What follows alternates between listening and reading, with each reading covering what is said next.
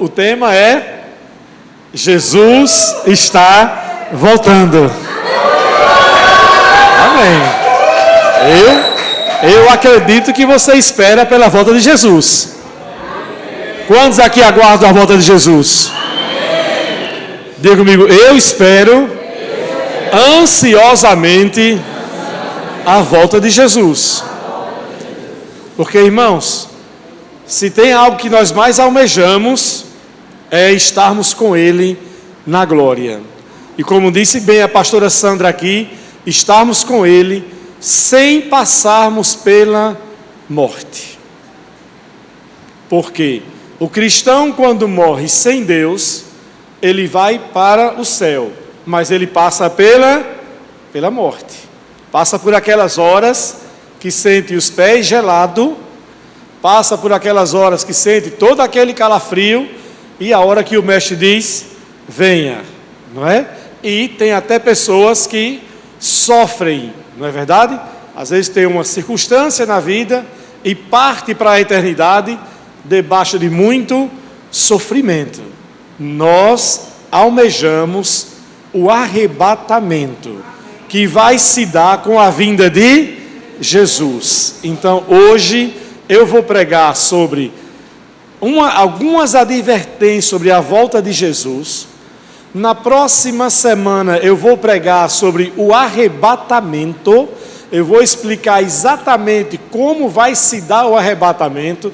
E no outro domingo eu vou pregar sobre a grande tribulação, para vocês entenderem como é que vai estar essa terra depois do arrebatamento. E aí eu acredito que você, depois que você entender o que é a grande tribulação, o que significam os 7 anos de tribulação, você vai desejar ardentemente, mais ainda, a volta de quem?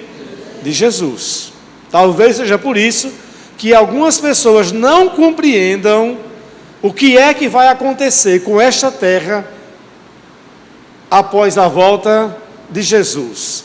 Aí vai ter o arrebatamento, a grande tribulação, e depois da grande tribulação, aí tem o quê? A segunda vinda de Jesus, quando Ele vem para reinar nesta terra e estabelecer aquilo que chamamos do milênio, o governo de Cristo na terra durante 1000 anos. Depois do milênio, vai ter então a outra fase que é chamado o estado eterno. Então a gente vai dar uma sequência aqui para a igreja sobre esse tema. Normalmente eu falo sobre esse tema uma vez por ano, e é chegada a hora desse ano da gente dar um sacode na igreja. Amém? Diga para teu irmão, diga, se prepare para tomar esse sacode. Então aconselho a você já ler o livro de Apocalipse durante esses dias que se seguem, tá? Já lê Apocalipse. Tem crente que tem medo de ler Apocalipse. Diz, eu não quero ler Apocalipse não. E a palavra diz bem assim, felizes os que leem as profecias deste livro. Então feliz é aquele que lê sobre Apocalipse. Então eu já li esse ano, eu já li Apocalipse o mês passado. Então é muito interessante você ler. Vamos lá então para Mateus capítulo 24, vamos dar uma sequência, uma leitura aqui. A partir do versículo 1, Mateus 24 diz bem assim, prestem atenção à leitura.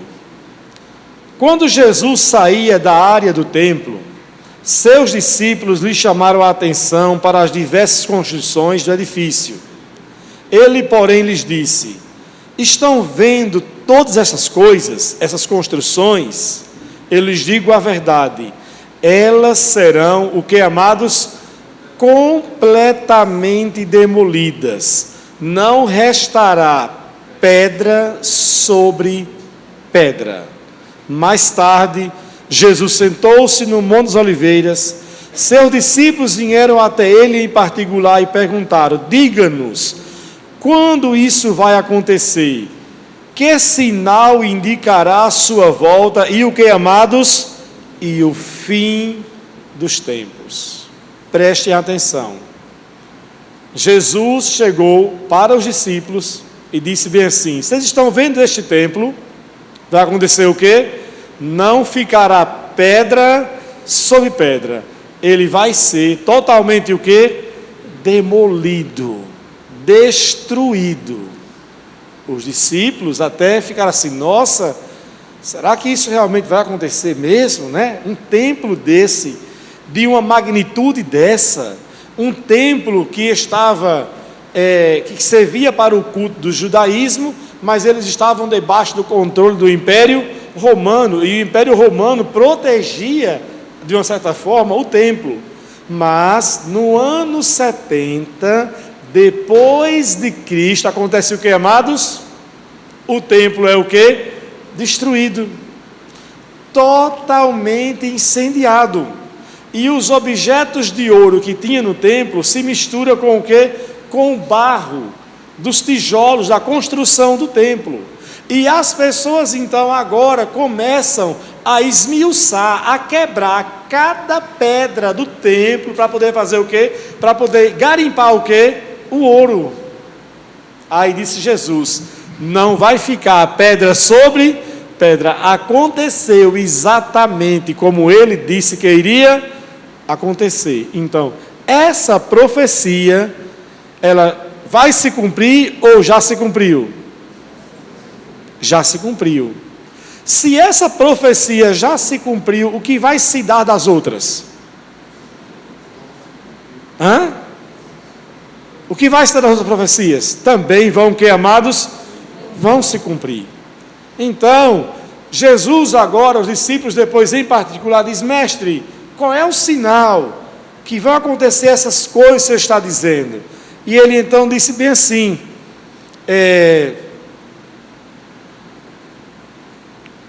que sinal indicará a sua volta e o final de quê? Dos tempos. E aí, do capítulo 4 em diante, Jesus começa a falar desses acontecimentos. Ele fala sobre o arrebatamento, ele fala sobre a tribulação e ele fala sobre o juízo eterno. Então ele começa a falar, ensinando para os discípulos todas essas questões chamadas de escatológicas, que são acontecimentos futuros. Sabendo disso, normalmente, a gente às vezes assim, nós somos criados ouvindo assim, de que essa conversa, de que Jesus um dia vai voltar, é conversa de crente. Quem já ouviu isso? Quem já ouviu alguém falar isso? Esse negócio dele voltar, isso é conversa de crente. Desde pequeno que eu escuto isso. Olha, desde pequeno também que eu ouço. A minha avó crente, o meu avô crente, a minha vizinha, Dona Nivalda, crente, já falava e já advertia sobre o final dos tempos, sobre a volta de quem? De Jesus. Agora eu pergunto, se essa profecia não aconteceu desde a época que eles anunciavam e de que os próprios apóstolos também anunciaram, eu pergunto, nós estamos mais perto ou mais distante disso? Mais perto. Então, se ainda não aconteceu, nós não estamos mais distantes, estamos mais perto. É por isso que João disse bem assim: filhinhos, esta é a última hora. Nós estamos vivendo no relógio de Deus os últimos tempos aqui na terra. Agora, nós sabemos quando exatamente Jesus vai voltar para buscar a sua igreja? Sabemos? Nós não sabemos nem o dia, nem a hora. Então, se nós não sabemos nem o dia, nem a hora, mas sabemos que Ele vem, porque Ele é 100% o que, amados? Verdadeiro. E tudo o que Ele disse se cumpriu. Então, se nós sabemos que aquilo que Ele falou é a verdade, e se não sabemos nem o dia, nem a hora, isso deve nos deixar em que condição? Em uma condição relaxado ou em uma condição de vigilante? Vigilante. Aí, ele compara a vinda dele como a de um ladrão na noite. Aí ele diz bem assim: se o ladrão Se o dono da casa soubesse quando e que horas viria o ladrão, ele ia fazer o quê? Ele ia fazer o quê? Se preparar com uma 12 lá dentro. Só faltou dizer isso, né? Ele ia se preparar com uma 12 lá dentro.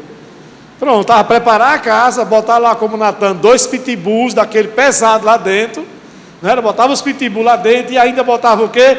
Uma 12. Pronto, eu estou o quê? Preparado, não é assim?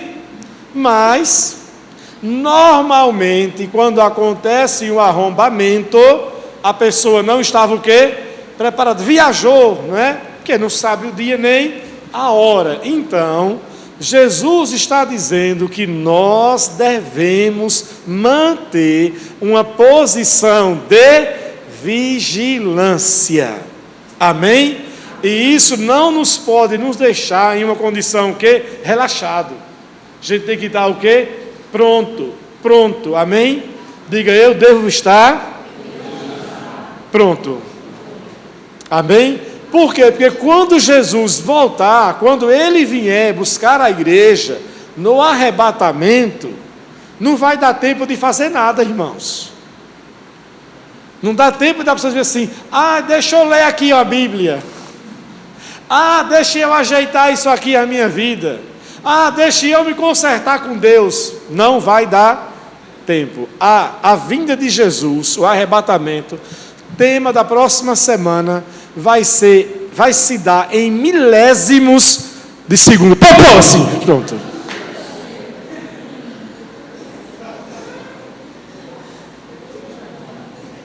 Pronto, já foi.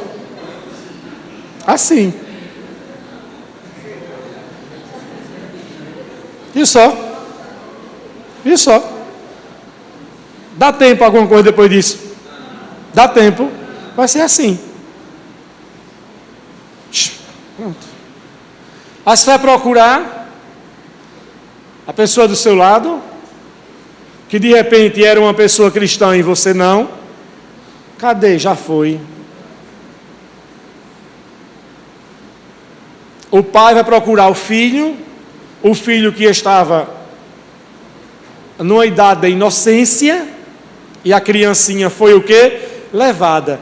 Todos os bebês vão desaparecer da face da terra. Todas as crianças vão desaparecer da face da terra. Todas. Imagine que evento mundial. Que loucura não vai ser mundial. Imagine o piloto de avião que é crente, sumiu e agora? O copiloto também sumiu e agora? Já era. Eu vou deixar isso a próxima semana, que é sobre o arrebatamento. Então, como eu estou dizendo, não dá tempo para mais nada. Pastor, quer dizer então que depois do arrebatamento, ninguém vai ser salvo? Vai ser salvo, ou pode ser salvo, mas vai ser muito difícil.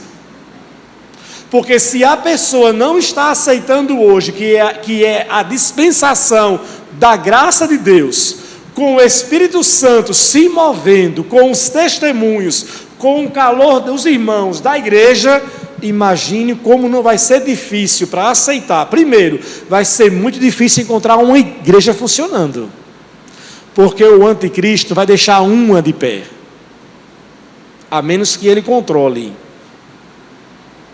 porque é isso que vai acontecer. Depois do arrebatamento, a tribulação com o governo mundial do anticristo, estabelecendo o seu governo com a imagem da besta, para que todos adorem a besta. Então vai ser muito difícil ter alguma igreja em funcionamento, a não ser que seja a igreja debaixo do governo que não vai pregar a palavra de Deus. Vai ser muito difícil você achar um crente. Porque aquela pessoa que você de repente pode aparecer para você dizendo que é crente, pode ser um agente secreto do anticristo que quer pegar você para levar você para colocar lá sobre a pressão de dizer: você realmente aceita a imagem da besta ou você nega Cristo. Nega Cristo e aceita, ou você morre. E aí eu pergunto, uma pessoa que negou Cristo hoje, você acha que vai ser mais fácil essa pessoa ter fé, para sustentar a fé depois que... Não vai ser. Então vai ter pessoa salva? Sim, mas dificilmente vai haver salvação. Dificilmente, mas vai ter. Porque a palavra diz que enquanto os santos estão no céu, arrebatado, vai chegar uma leva. Aí em Apocalipse, João olha e vê um povo chegando e diz assim, Senhor, e esses quem são? Quem são? Esses são aqueles que vieram da grande tribulação. Olha, tudo já arrebentado, já capengando. Veio da onde? Da tribulação. Você quer estar na primeira leva ou na segunda leva? Na primeira ou na segunda? Primeira, amém? Quando chamar, você, estou aqui, Jesus, pronto, amém? Então, eu quero dar para vocês hoje alguns alertas, algumas mensagens, eu quero disparar para vocês hoje alguns alertas, porque as pessoas pensam, irmãos, que esse negócio é brincadeira, as pessoas pensam que a volta de Jesus é brincadeira, e a Bíblia mostra dois fatos similares, que é a destruição de Sodoma e Gomorra e a destruição do mundo na época de quem? De Ló, de Noé. Então tem dois testemunhos. Vejam comigo em Lucas capítulo 21. Lucas 21, versículo 1.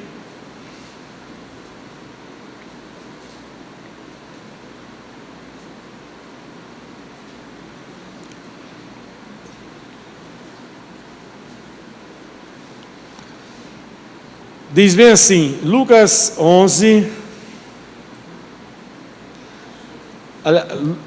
Lucas 21, 34. Ele diz bem assim, tenham cuidado, não deixe o seu coração fazer o que é amado, se entorpecer com farras e bebedeiras, nem com as preocupações desta vida. Não deixem que esse dia os pegue como amados desprevenidos, como uma armadilha, pois esse dia virá sobre todos que vivem na terra. 36. Estejam sempre como amados atentos e orem para serem dignos de escapar dos horrores que sucederão. Olha só, ele diz assim, para escapar dos horrores que sucederão. Sucederão o quê? Após o arrebatamento. Os horrores que vão suceder após o arrebatamento vai ser o quê? A grande tribulação. Por isso que ele diz assim, estejam sempre atentos e o que, amados? E orem para serem considerados dignos. Não é somente como você avalia a si mesmo, é quando Jesus, o justo juiz, avalia você e a mim. Não é como nós pensamos que somos bons, justos ou dignos da salvação, é como Ele nos considera. Não é como você se mede, é como Ele mede a você e a minha pessoa. Se estamos de fato vivendo a palavra de Deus, se estamos de fato levando o Evangelho a sério, amém? É por isso que muitas pessoas não vão subir,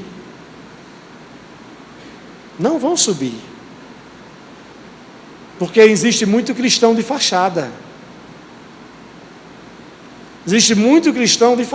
que só estão aonde? Na igreja.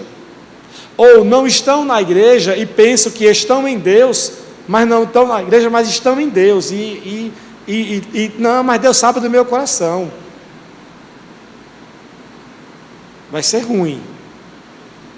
Então, diga comigo, eu quero que o meu Senhor me considere digno de ser arrebatado. Amém? Porque, irmãos, serão horrores que sucederão depois do arrebatamento.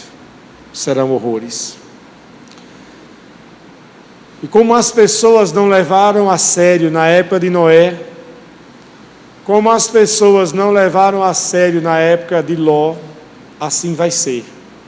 Veja agora Lucas, capítulo 17. Versículo 26.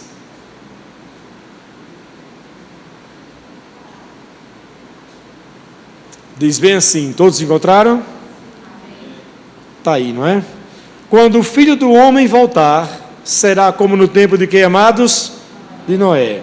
Naqueles dias, o povo fazia o que, amados? O povo seguia a sua rotina de banquetes. E de que mais? De festas. Banquetes e festas. E o que mais? E casamentos. Até o dia em que Noé entrou na arca. E veio o que, amados? E acabou. O povo seguia a sua rotina de banquetes, festas, casamentos. Eu digo para vocês, tem alguma coisa errada com banquetes, festas e casamentos? Tem alguma coisa errada? Tem? Tem. Mas esses aí que ficaram na época de Noé, eles levaram a sério o que Noé estava dizendo? Enquanto Noé trabalhava construindo a arca, eles estavam como? Se divertindo, se distraindo, festejando, brincando. E Noé, rapaz, vamos aqui, vamos fazer a arca. Vai vir um dilúvio. Que nada. Isso é conversa. Sabe por quantos anos Noé pregou? Anunciando que viria o dilúvio? Noé pregou por 120 anos. Teve tempo? Teve muito tempo. É como nos dias de hoje. A gente prega e as pessoas, muitas, não levam a sério. Diz, depois eu tomo essa decisão. Depois eu aceito Jesus. Depois eu me ajeito com Ele. Depois eu acerto essa área na minha vida. Fica sempre o quê? Postergando a decisão. E ele disse, vai ser como nos diz, até que veio o que, amados? O dilúvio. E olhe, o dilúvio não foi uma chuvinha que começou assim, aquele sereno, aquela garoa, e que foi aumentando, não. A Bíblia diz que as comportas dos céus foram o quê? Abertas. Caiu aquele aguaceiro o quê? Repentino. E aí quando eles se atentaram, que viram a arca subindo, Noé já era o quê? Tarde. E o pior que no arrebatamento eles nem vão ver os crentes subindo. Olha Maria subindo, Maria me leve, papai, mamãe, meu esposo, minha esposa. Ela vai lá, vai dizer assim, te vira agora, viu? Não acreditou em mim? Vai ser assim? Não. Se bem que uns queriam, né? Seria tão bom se pudesse ser assim, para esse miserável viver. Que eu estava certa. Não, irmão, não é assim não. Não é assim. Não vai dar tempo. Vai ser como um piscar de olhos. Já era. Aí diz que até que Noé destruiu o quê? A todos. Seguinte. E o mundo será como no tempo de quem, amados? De Ló. O povo se ocupava de seus afazeres diários, comendo, mais uma vez, e o quê? Vendendo, comprando e vendendo, cultivando e construindo, até o dia em que fez o quê? Ló deixou Sodoma. Então fogo e enxofre ardente caíram do céu, e fez o que, amados? E destruiu todos. que é que nós temos aqui? 2 exemplos de um julgamento divino que foi anunciado, mas não foi levado a sério. E o que é que vai acontecer após o arrebatamento? A mesma coisa. Um julgamento que? Divino. A terra hoje, o mundo hoje, não está debaixo, digamos assim, de uma maneira global, do julgamento. O mundo hoje está debaixo de quê? Da graça, colhendo as consequências do pecado. Agora, quando a igreja sair da terra no arrebatamento, aí sim serão 7 anos de julgamento, duro e severo sobre a terra, e vocês vão entender isso com mais clareza quando eu falar de hoje a 15 sobre o período da grande tribulação, do que vai estar acontecendo na terra durante 7 anos. Só para vocês terem uma ideia da grande tribulação, a Bíblia diz que vai haver terremotos, que vai dividir países ao meio. Esse que vocês estão vendo de 7 pontos de magnitude, 8 pontos de magnitude, vai ser fichinha para o que vai acontecer. Vai haver uma mudança mundial na geografia do mundo, porque os terremotos vão mexer com tudo. Vai passar de 50 graus de magnitude. Consegue imaginar?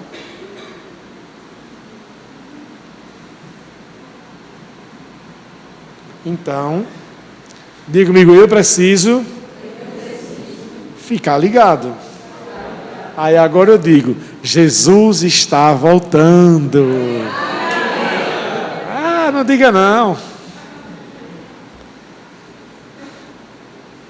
Advertidos então de que a volta de Jesus será repentina, nós devemos cuidar então de como estamos levando a nossa vida. E eu quero passar para vocês aqui uma sequência de advertências. Primeiro, nós precisamos de fato viver vigilantes. Amém? Diga comigo, eu preciso viver vigilantes. Então, Marcos capítulo 13, versículo 32, diz bem assim.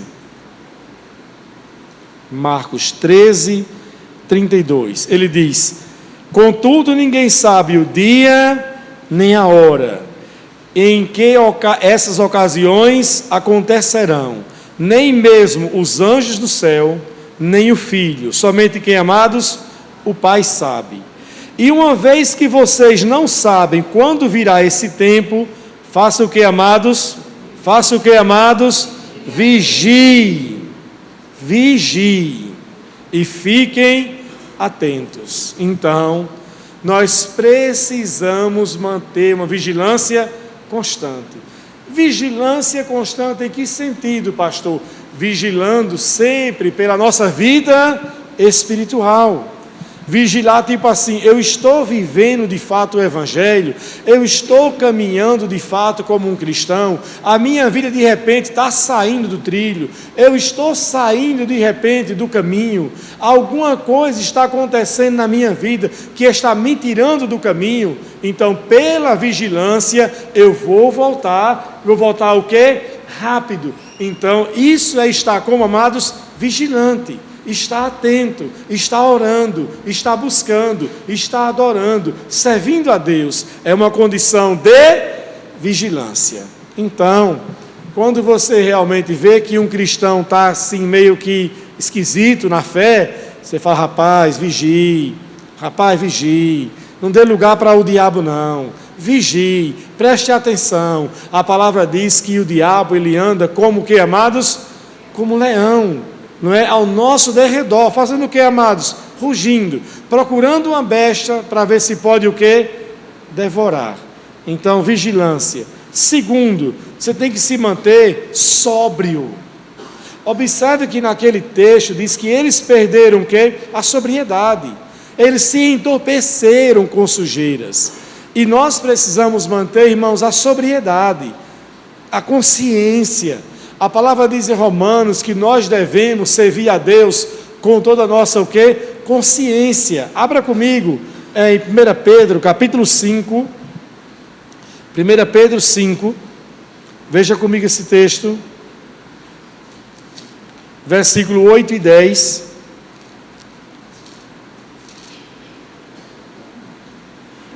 Diz bem assim: estejam atentos, tomem cuidado com o seu grande inimigo. Quem é eles? O diabo, que anda como leão rugindo à sua volta à procura de alguém para devorar. Façam o que, amados?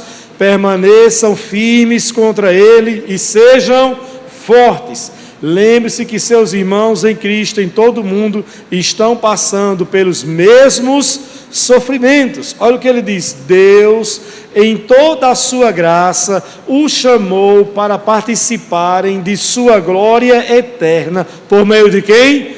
De Cristo. Diga: eu fui chamado para participar da glória eterna em Cristo. Então, é dessa posição que o diabo está tentando nos tirar. Esse é o interesse dele estar como um leão, cirandando, colocando laços para nos fazer pecar, para nos fazer cair, para nos tirar dessa posição de participarmos da glória eterna. Porque o diabo sabe que só uma coisa tira o homem do céu. O que é isso, amados? O que é que tira o homem do céu? O que é que tira o homem do céu? O pecado. Por que foi que ele saiu do céu, Lúcifer? Por causa de quê? Do pecado. Então ele sabe que o pecado é a única coisa que tira o homem do céu. O senhor quer dizer então, pastor, que se o crente que anda certinho pecar uma vez, ele vai deixar de ir para o céu? Não. Ele se arrependeu, deixou o pecado. Mas e se ele continuar no pecado? E se ele continuar no pecado? E se ele continuar, e o pecado deixar de ser um deslize e passar a ser um estilo de vida? Aí a palavra diz em Hebreus que as pessoas que vivem assim, que um dia experimentaram a Cristo, mas depois se entregaram aos prazeres do pecado, blasfemaram do Espírito Santo, ele disse bem assim: perderam. Então o diabo quer nos tirar desse lugar.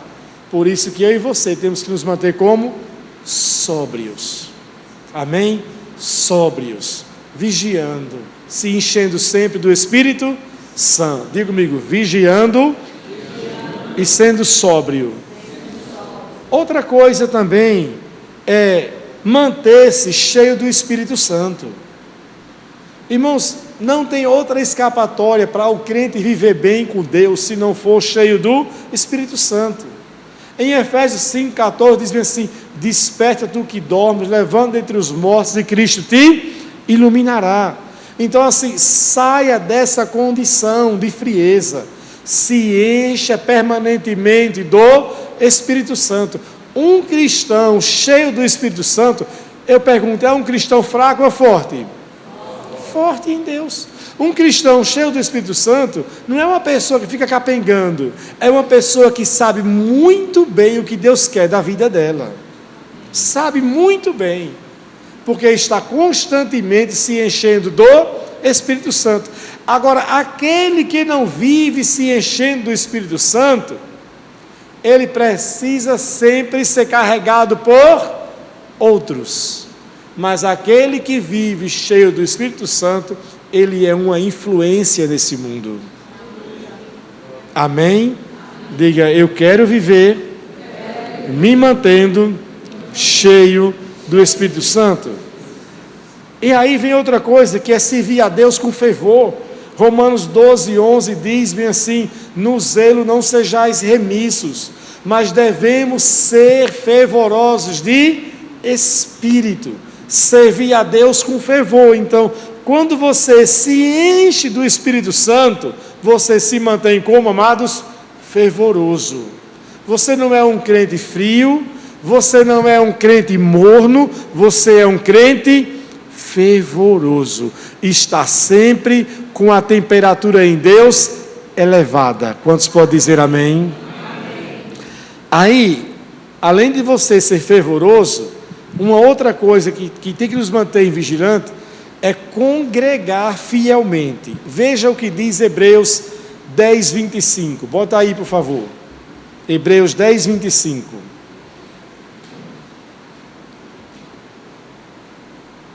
Ele diz bem assim: e não deixemos de nos reunir.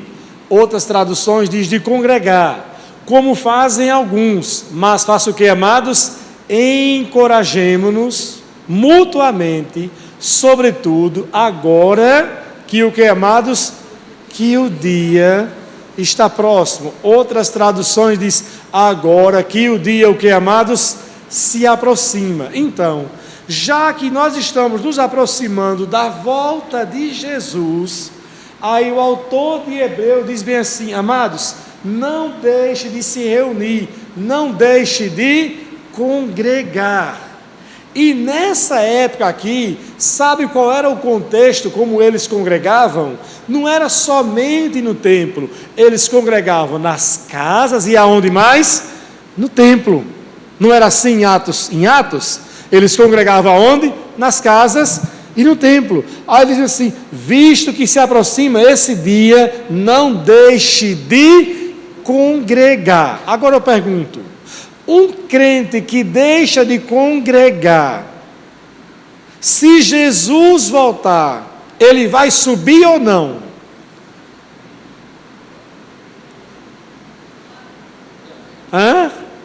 Se o crente deixar de congregar e Jesus voltar, ele vai subir ou não? Vai. Se deixar de congregar, vai. Só deixou de congregar, mas ele está bem com quem? Com Deus. Beleza. Agora a questão é, a pessoa não sabe quando Jesus vai voltar. E aquele que deixa de congregar, qual é a tendência? Qual é a tendência? Se esfriar. Então, o deixar de congregar não faz com que a pessoa deixe de ir para o céu. Ela vai para o céu, está firme em Deus, só não está o quê? Congregando na igreja. Eu conheço algumas pessoas assim. E conheço pessoas que começaram assim, mas hoje já estão na frieza. Hoje já estão bebendo, já senta nas rodas do mundo para estar lá cantando música do mundo, bebendo com as pessoas do mundo, e já não é mais respeitado no meio familiar, nem no meio dos amigos como um cristão. Não é mais. Não tem mais nenhum respeito. Mas começou como? Deixando de congregar. Então Paulo diz assim: já que se aproxima o dia, não deixe de reunir. Olha a chave ali. Mas, faça o que, amados? Encorajem-nos mutuamente. É isso que proporciona o que, amados? A igreja. Proporciona o que, amados?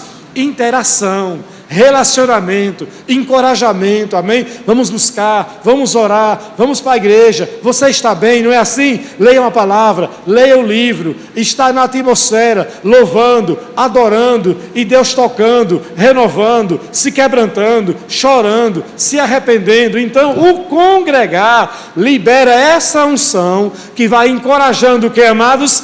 A igreja, não é assim? Quantos aqui já entraram desanimados na igreja e saíram animados? Não é assim? Porque a igreja, então, esse lugar onde nos reunimos, libera o quê? Libera unção, encorajamento, palavra de ânimo, palavra de fé. Você tem uma igreja, você tem um pastor, recebe mensagem. Ô glória! Não é bonzinho não receber? Ou não é bom? Se eu botar um áudio de 5 minutos que eu recebi essa madrugada, de uma pessoa, você vai entender o valor das reflexões que eu passo. Eu sei que muitos aqui são gratos e expresso uma gratidão pelas reflexões. Eu sei muito bem disso. Eu sei muito bem. Mas eu recebi um áudio hoje de uma pessoa com o coração dilacerado, por circunstâncias muito difíceis na vida, passando ela. E disse bem assim: pastor, o senhor não tem ideia como essa mensagem chegou na minha vida hoje. O senhor não tem ideia. Não tem ideia.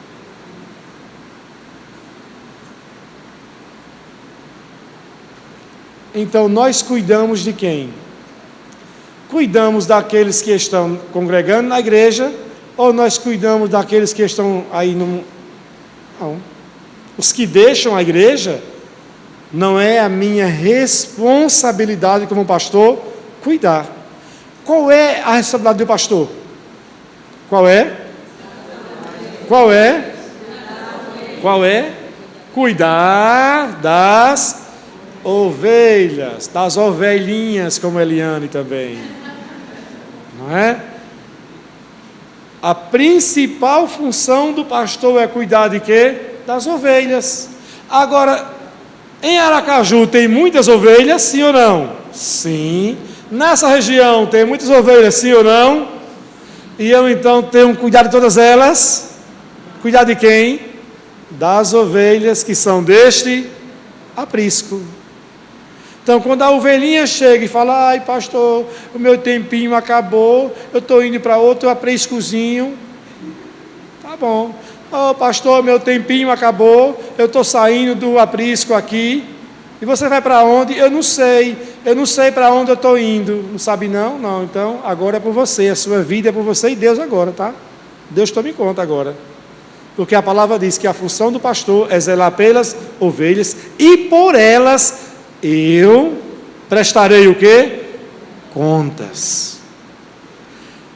Então, quando a pessoa sai, por isso que a minha parte, eu sempre oro e abençoo, porque assim, Senhor, da minha responsabilidade, essa pessoa, o Senhor não vai me requerer, porque ela seguiu o caminho, mas aqueles que estão aqui, é o meu dever o quê?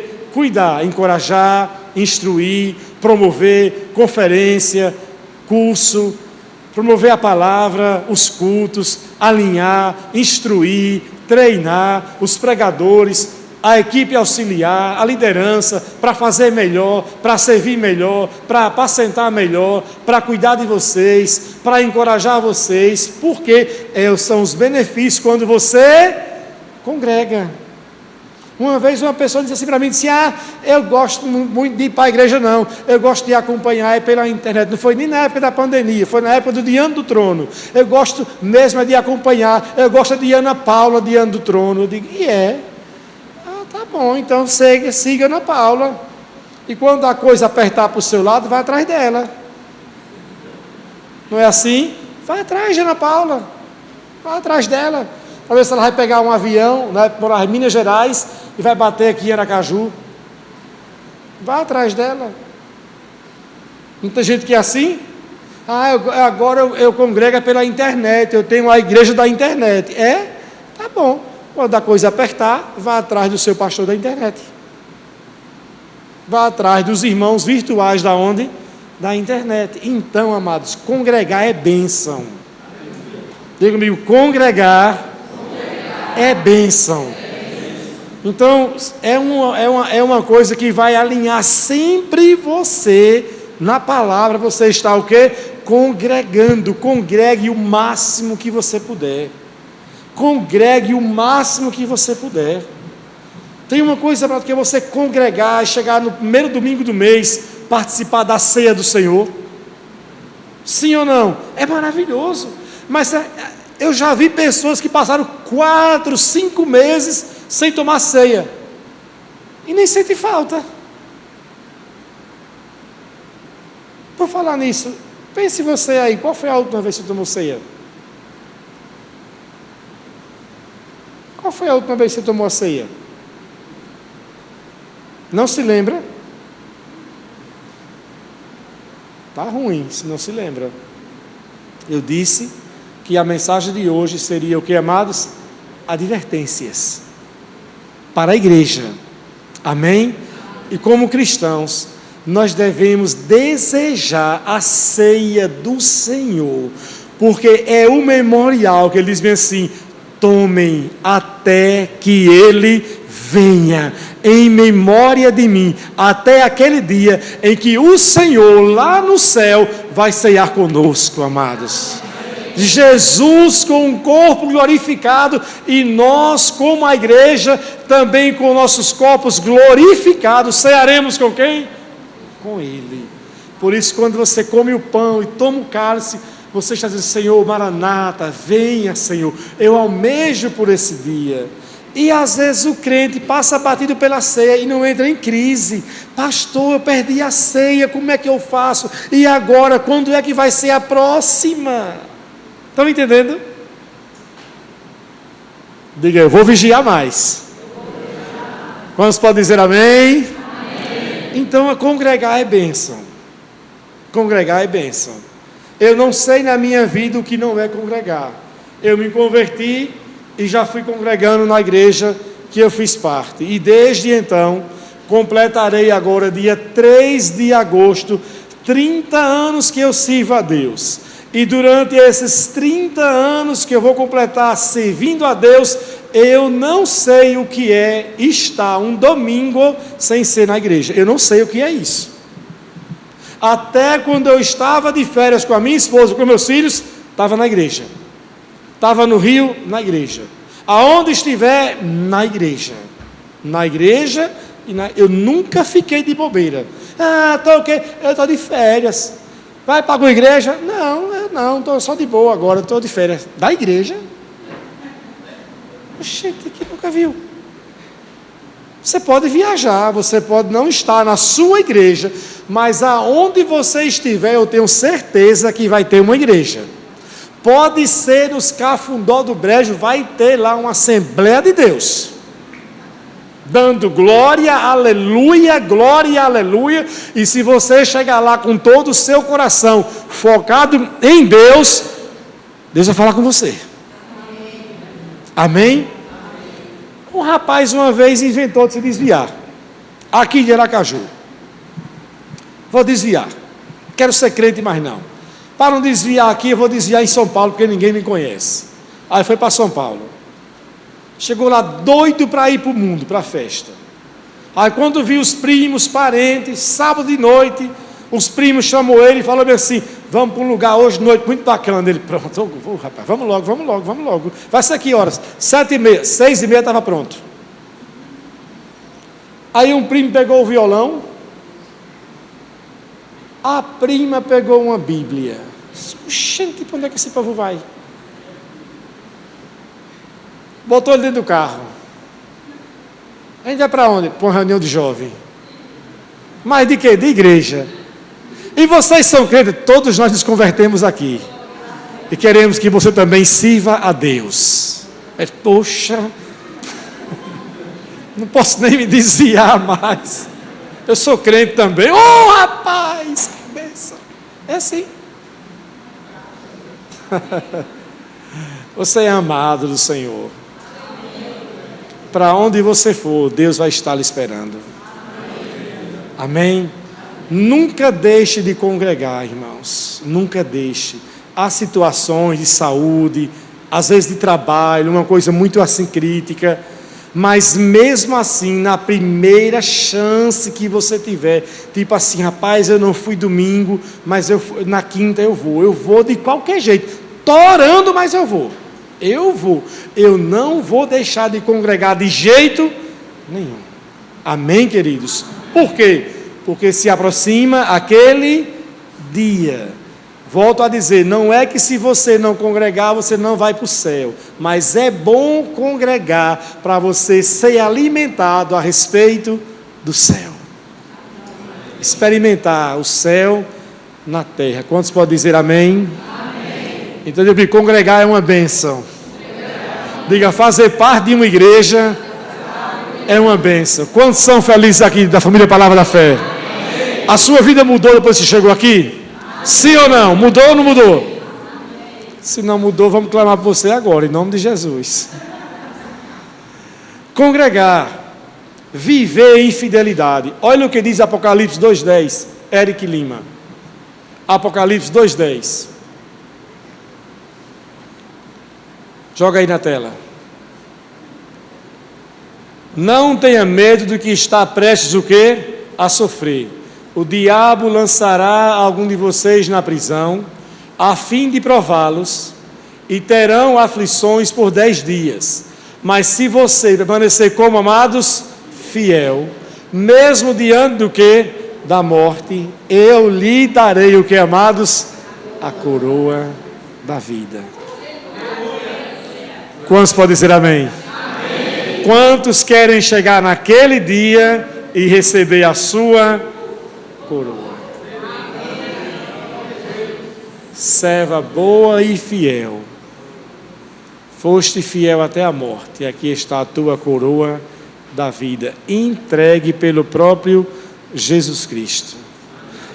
Todos nós receberemos a nossa coroa das mãos dele. Algumas coroas terão mais pedras do que outras, e isso vai ser a lei da recompensa que ele vai dar quando comparecermos perante o tribunal dele.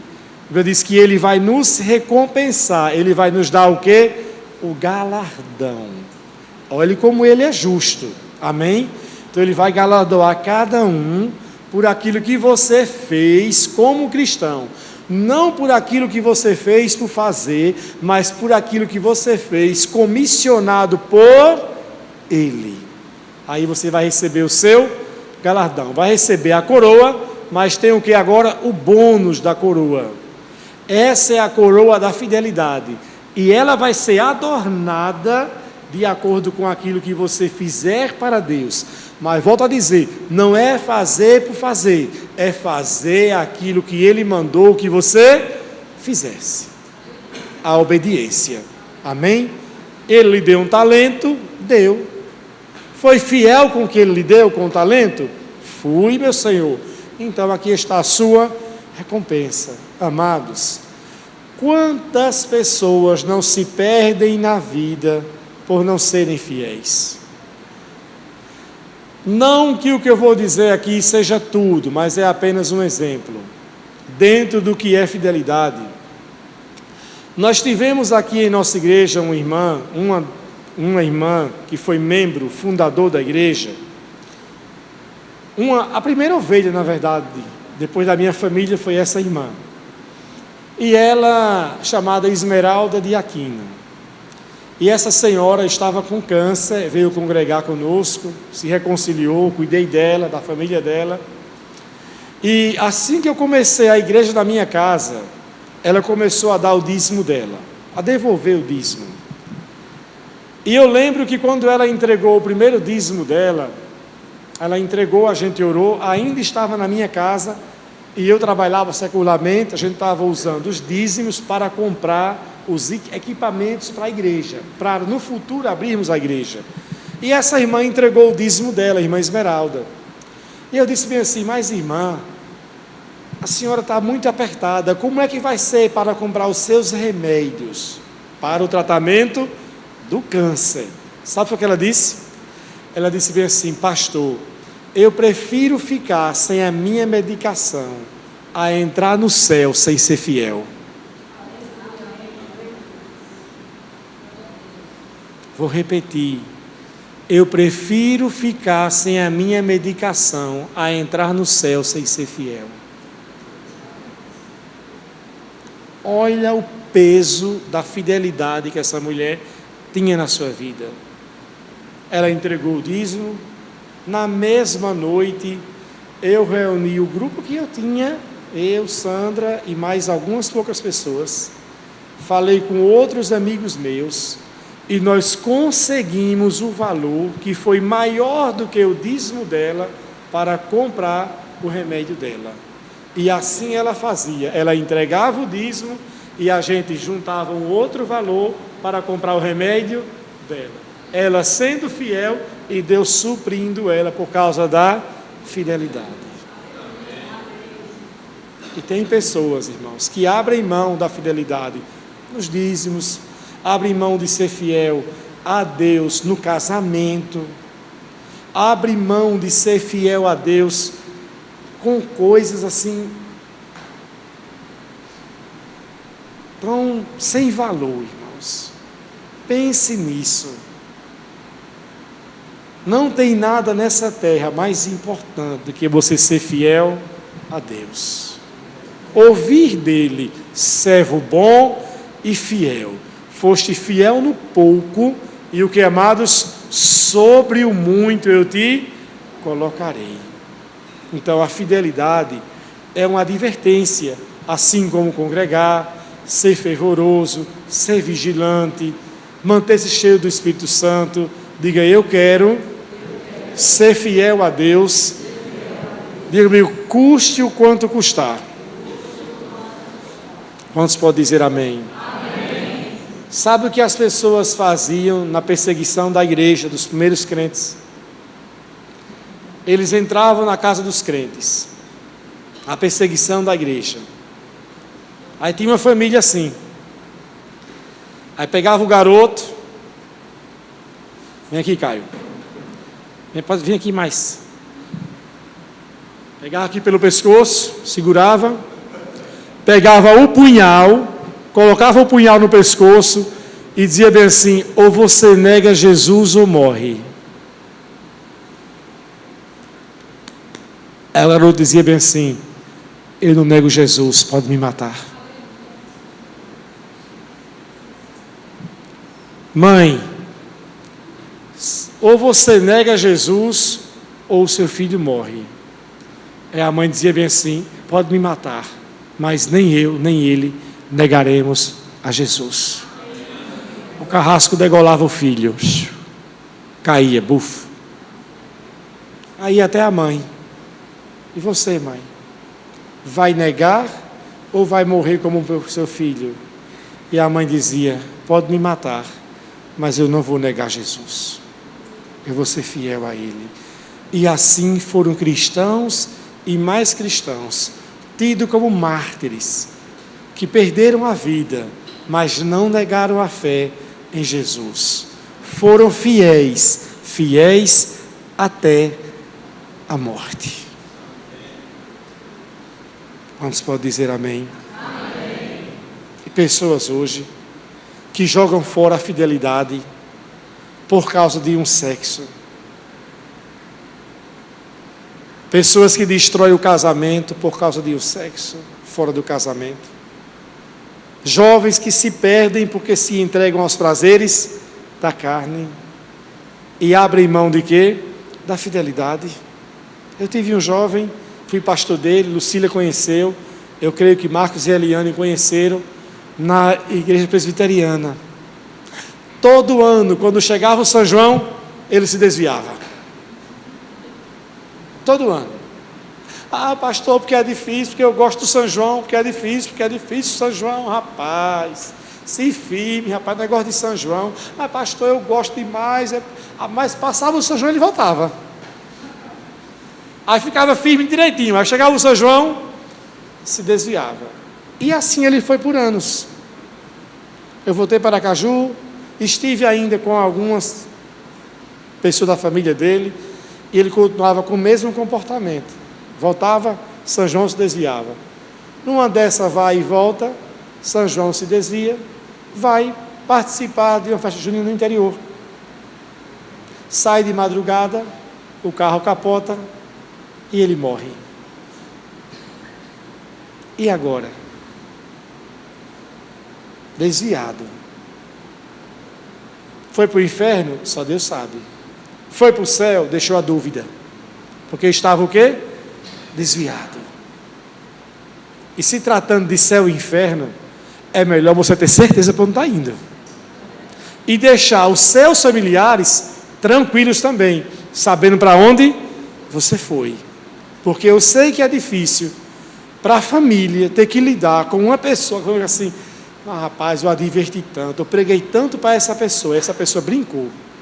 Eu já vi pessoas que sofrem, porque assim não tem mais o que fazer.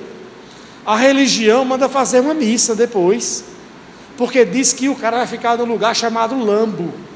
Olha o nome, lambo. Vai ficar no lambo.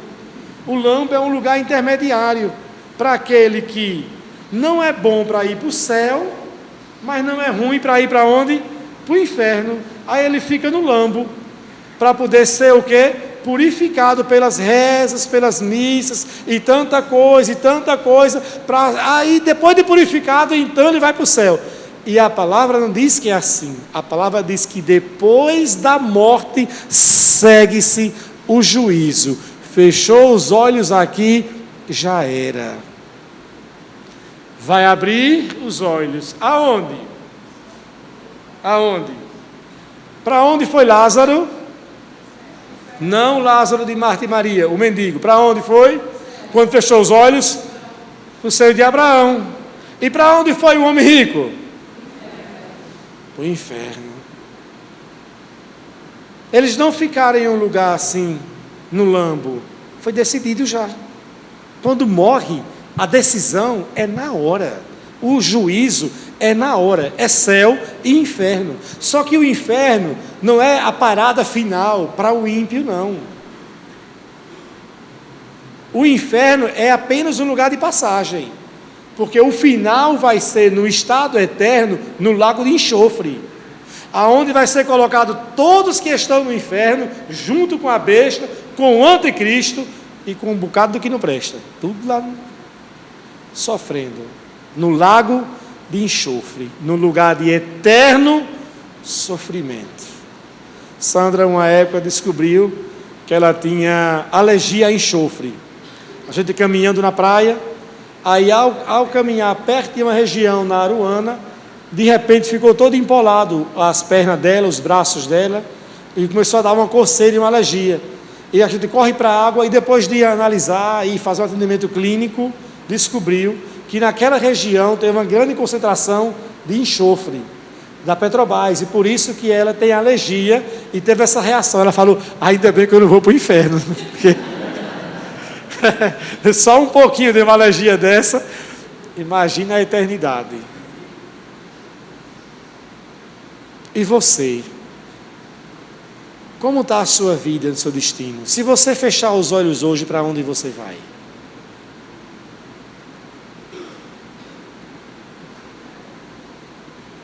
Se os seus olhos se fecharem hoje? Não, pastor. Claro, eu creio e quero que não. Amém. Mas sobre esse dia, ninguém tem controle. Você já viu alguém ter controle sobre isso?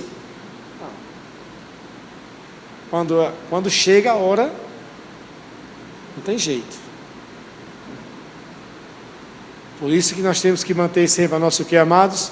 A vigilância. Porque nós oramos para que Ele venha, mas se Ele não vier e eu for ao encontro dEle, vocês conhecem pessoas que já partiram prematuramente, sim ou não? Eu já enterrei criança, adolescente, jovem, pessoas de meia idade, pessoas mais velhas, pessoas idosas. Eu já enterrei gente de tudo quanto é idade. Então ninguém sabe o dia e nem sabe a hora. O que tem que fazer é viver em plena vigilância. Amém, queridos? Então, amigo, eu vou viver em vigilância constante. Andando sempre no temor a Deus. Santificação e temor. Eu estou concluindo já. Eu sei que a hora hoje deu um pouco de uma estouradinha. Mas quantos estão recebendo aqui? Amém. Andando em santidade e temor, são mais dois alertas. A Bíblia diz em Hebreus, capítulo 13, 12, aliás, que sem santidade ninguém verá a Deus. Diga comigo, sem santidade ninguém verá a Deus. Zero de chance. Mateus 5 diz, bem-aventurado os puros de coração, porque eles verão a Deus. 2 Coríntios 7:1, se referindo aos versículos anteriores do capítulo 6 e versículo 19 em diante, que diz que Deus seria o Deus deles, que Deus se relacionaria com eles, que Deus andaria com eles, falando da condição do homem no estado eterno. Aí Paulo, no capítulo 7, de 2 Coríntios, versículo 1, diz bem assim: amados, visto que temos essas preciosas promessas, diz bem assim, purifiquemo-nos de tudo que contamine o corpo e o espírito, andando em santidade, no temor de quem? A Deus. Escute aqui. A única barreira, o único limite que faz com que uma pessoa ande em santidade é o temor a Deus. Se a pessoa não temer a Deus, não existe regra, não tem nenhuma outra razão que faça com que a pessoa viva em santidade.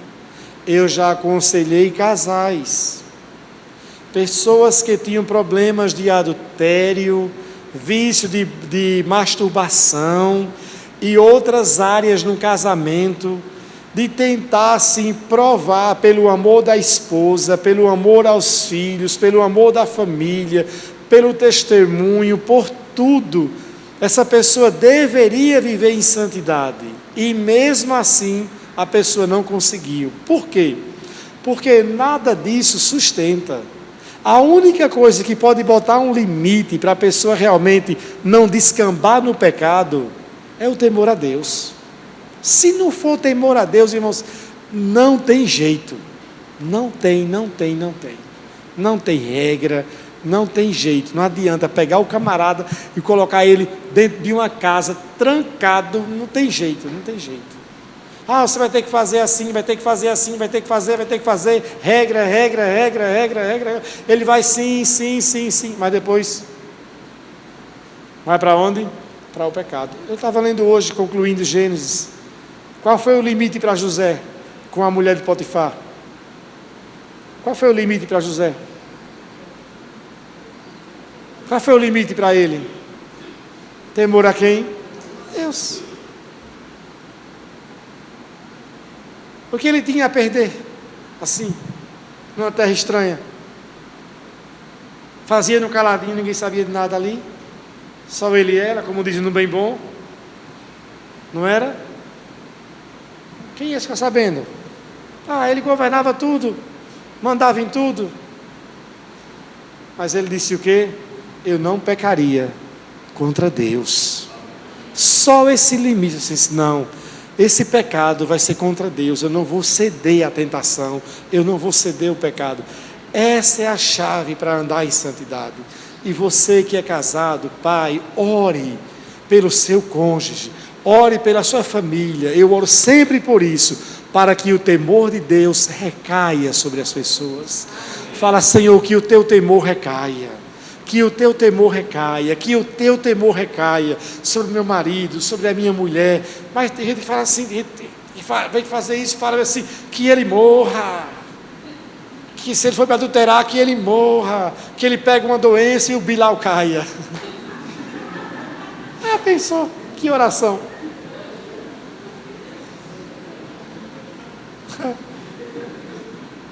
Isso é oração de se fazer, irmãos. Ore para que ele tenha temor a Deus. Amém? Encha a casa de versículos. Temor. E aí quando eu for lá, eu vou saber, olha, tem coisa para aqui rolando.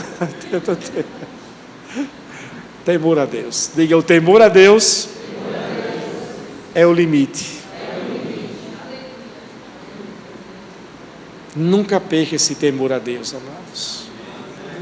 Estamos na graça, mas a graça tem dia e hora para acabar, e vai acabar no arrebatamento. E aqueles que não forem estarão sujeitos ao julgamento. Para concluir, eu vou falar da última advertência, que é para você conservar o seu coração. Disse bem assim Jesus, em Mateus capítulo 6, não juntem tesouros aonde a traça e a ferrugem consomem, mas junte aonde? Nos céus. Escute isso, amados. Tenha um coração livre de avareza, de apego, como nós cantamos, às coisas terrenas. Isso não quer dizer que você não pode comprar uma casa, que você não pode trocar de carro. Você pode ter o carro diante da sua condição, o melhor carro que sua condição lhe permitir, não é errado, é lícito. Você pode morar no melhor lugar de Aracaju, desde que a sua condição lhe permita. Uma coisa é você usufruir do que você tem, outra coisa é a pessoa ser avarenta, presa ao dinheiro. Disse bem assim Jesus: ninguém pode servir a dois senhores, ou você vai servir a Deus ou a quem? Ou a Mamon. Tenha o seu coração livre de avareza, não se apegue. Não quer dizer com isso que você não vai cuidar do que é seu, cuide do que é seu, mas não tenha aquele apego. Você já viu gente que é assim apegado, que se arranhar o carro é como se cortasse o coração da pessoa? Arranhou o carro, ai, vou infartar. Por quê? Meu carro. Você vai infartar porque arranhou o carro. Você vai espancar um filho porque o seu filho arranhou o seu carro. Você vai espancar o filho porque ele quebrou uma louça, quebrou um negócio dentro de casa. Vai espancar seu filho. É porque aqui foi o meu suor. Discipline, oriente, corrija. Mas olhe, tudo isso é passageiro. Quantos podem dizer amém?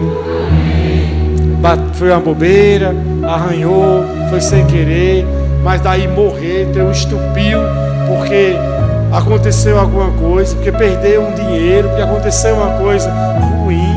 Eu tenho pessoas que entram em crise porque se perder um dinheiro, alguma coisa, como se o mundo fosse acabar. Você não pode viver relaxadamente, mas também não pode, irmãos, ter esse apego desacerbado, como se dinheiro fosse tudo nessa terra, porque não é. Tudo nessa terra é Deus, irmãos. Mateus 24:35, céus e terra passarão, tudo passa, mas a palavra de Deus permanece para sempre. Ame o Senhor acima de todas as coisas. Ame com todo o seu coração. Amém? Não tenha apego a dinheiro. Tem condição, está prosperando, continue prosperando. Até porque o propósito, a sua prosperidade é para que você possa também financiar o próprio reino de Deus. Quantos podem dizer amém? Feche seus olhos agora, curve sua cabeça.